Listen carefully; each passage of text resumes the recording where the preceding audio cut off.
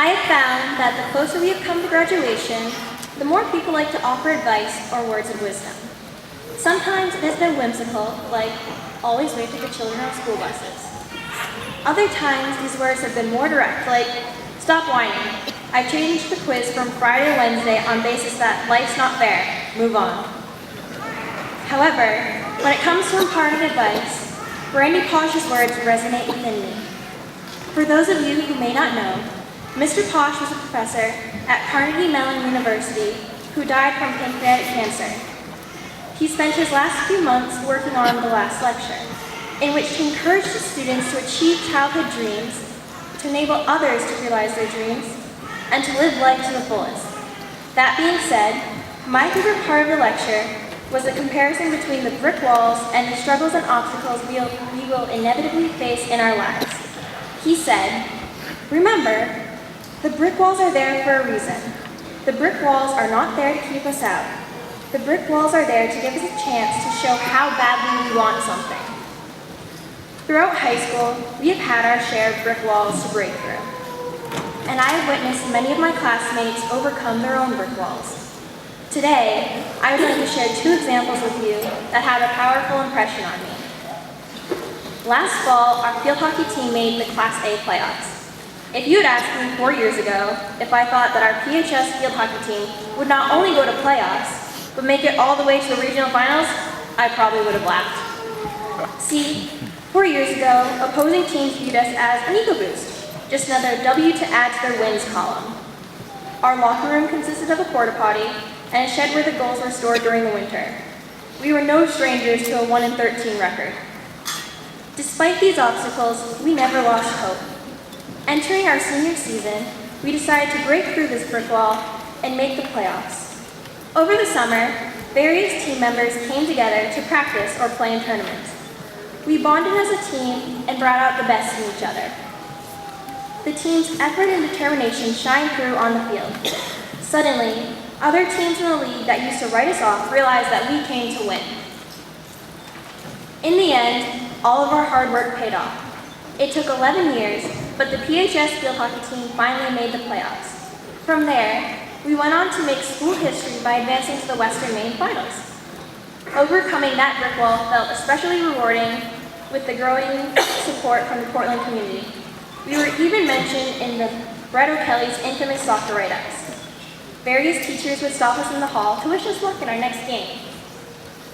The team joked because people who were not even related to us came and watched our games.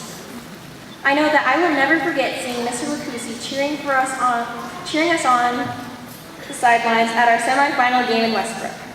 As Professor Posh advised, we realized our childhood dream by working together. I witnessed a second brick wall while tutoring an Algebra 1 class.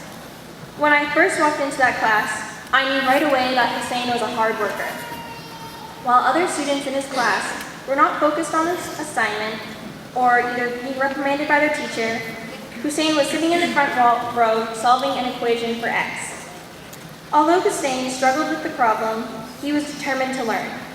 We had to start from the beginning, learning how to add negative numbers, reviewing multiplication and division tables, factoring.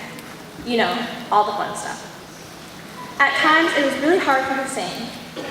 It would have been easier for him to find the answers on Google or to do all the math on his calculator. But I truly believe that he was better than that. He might not have liked it, but Hussein handed over that calculator, gritted his teeth, and played along by completing all of my silly little exercises, hoping that they would pay off in the end.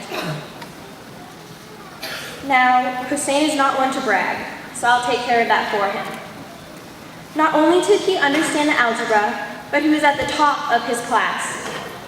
When I asked him how he was doing in geometry this year, he smiled and said that it was easy. I think the best part for me was seeing the pride in his face when he said that he was doing well.